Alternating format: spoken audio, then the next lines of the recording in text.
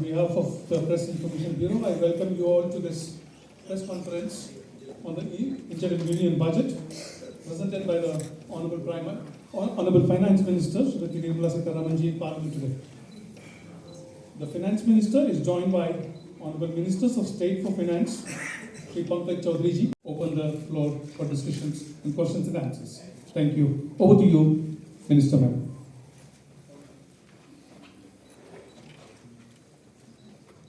Thank you for coming here today.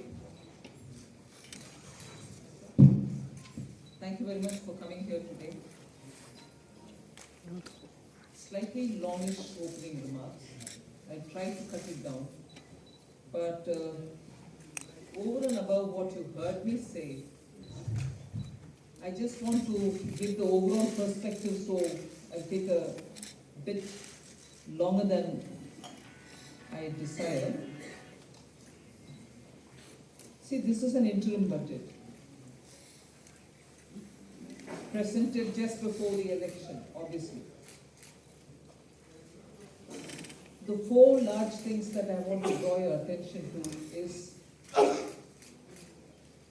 GDP.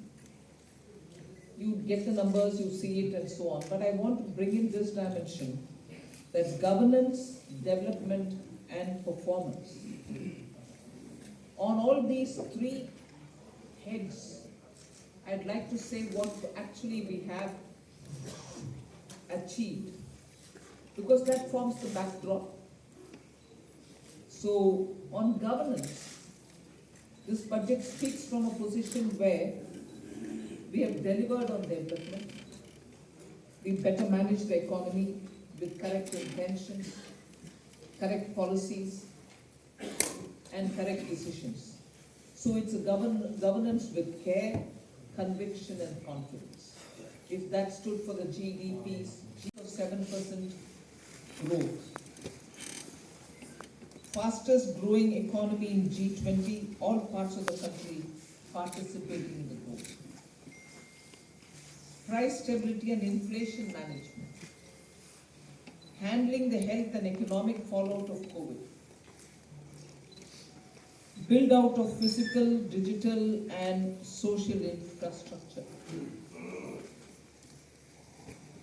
DPI as a factor of production almost for formalization and financial inclusion and growth of the economy. So in fact, I was just remarking to my officers this morning, most of you all had already calculated the figures. RE revenue, RE expenditure, this is what it is. Because every month you get the reports coming out. So you don't need to wait till the budget statement. Every month you get the accounts, and so budget process has become absolutely transparent and questionable. If there are any you are there to question, we are here to answer. But we set in the process of keeping everything brought on budget and nothing kept aside from it or underneath it. So with that, the budget deficit, fiscal deficit, 5.8%, which is much lower than the governance model. So it's not just a slogan for us, social justice, we'll have to work for Nyaya. No. We've shown you that it is a governance model and a successful one of that. So social justice as an effective and governance, necessarily a governance model. Then four major caste groups, as we call it, as Prime Minister has emphasized: the poor, the women, the youth, and the Annadata. So Disha Nirdeshak Baatein, you have the second point. Third, focus on infrastructure. This year again, massive increases of capex happened in the last 4 years. This year too, there is 11% increase, resulting in a very recallable number, 11,111 lakh, to bring in the value addition which is so required and improves on our productivity. And the last Disha Nirdeshak Baatein is high-powered committee for extensive consideration of challenges arising from population growth and demographic challenges. So if these are Disha Nirdeshak Baatein, what were the major announcements? I'll recall very quickly 12 of them. I'm not spending any time except for reading out what those 12 are. 2 crore more homes under the PM Awas Yojana. We already completed nearly the 3 crore. Housing for middle class. Rooftop solar for at least 300 units of power generation every month, which will be muft bijli for the households. There will be some assistance and some kind of a funding which will be extended. So you're generating renewable energy. About that, the surplus that they produce can be used for selling and earning money out of it. Enhancement of target for Lakpati Didi from 2 crore women to 3 crore women.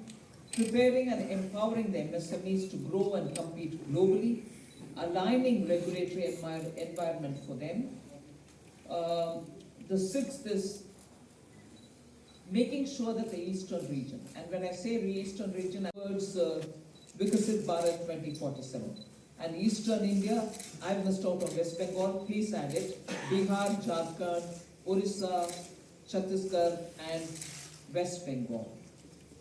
Next generation reforms will be carried on, building consensus with states and stakeholders for reform, perform, transform. 3 major corridors, which are programs for railways, for logistics efficiency, and they have been explained. The important point that I want to highlight there is to make sure for Vikasit Bharat, you just don't need to build for better passenger convenience, you need to build for better passenger convenience. You need to give them safety. You need to shorten the traveling time for them. So one of the corridors, and Namo Bharat, one of the railway related things which I missed out on telling you, 40,000 bogies are going to be improved in the standards with which they can be effective rolling stock and also give the convenience in the passenger experience inside the bogies as well. So 40,000 coaches are going to be brought up to the level of Vande Bharat standards. The 10th announcement which I draw your attention to is 1 lakh crore corpus for research and innovation by private sector. So that's coming in at the 10th. 11th is boost to tourism, including spiritual tourism. Interest-paid loans will be given to states so that they can build on iconic tourist centers. And the 12th one is supporting reforms in state. They are separate from the development of tourism centers, and therefore I want you all to have the clarity that help to centers are supporting reforms in state is slightly different from boost to tourism. There will be a white paper on economic performance of the last 10 years compared with the previous 10 years. The 12th announcement is so much a statement that I would like to make, which is what I made in the budget speech as well. Government has got the trust and the confidence and the blessings of the people based on its exemplary track record of GDP, as I said, governance, development and performance, effective delivery and also on Jan Kalyan. So highlighted गिरेगी और चुनाव के मौके पर लोग आम आदमी expect ना करें कि कोई पॉपुलिस्ट बजट आ सकता है। आप डिस्कशन जैसे प्रश्न पूछ रहे हैं। मैं पहले से बोलते आई हूँ और माननीय प्रधानमंत्री जी भी इस विषय में बोल रहे थे, कल परसों भी उनका बयान है। वोट ऑन अकाउंट क्या है, कैसे है, आपको मालूम है। So we've largely kept vote on account as vote on account, but also show how the economy will be moving forward and what's our plan for it. Who are we going to aim at when in July, when we come back to present the budget, who are the sections who will be addressed, what are the kind of investments we make. However, very clearly showing that on capital expenditure, we are showing an increase in growth. More money is being put in for that, for innovation and so on. So announcements भी है, ये नहीं है कि vote on account है, इसमें कुछ और नहीं है. Announcements है, दिशा निर्देशक बातें भी है. So vote on account and interim budget को कैसे, किस हद तक उपयोग कर सकते हैं, और वो भी confidence का उस हद तक हमने use ही किया. Yeah,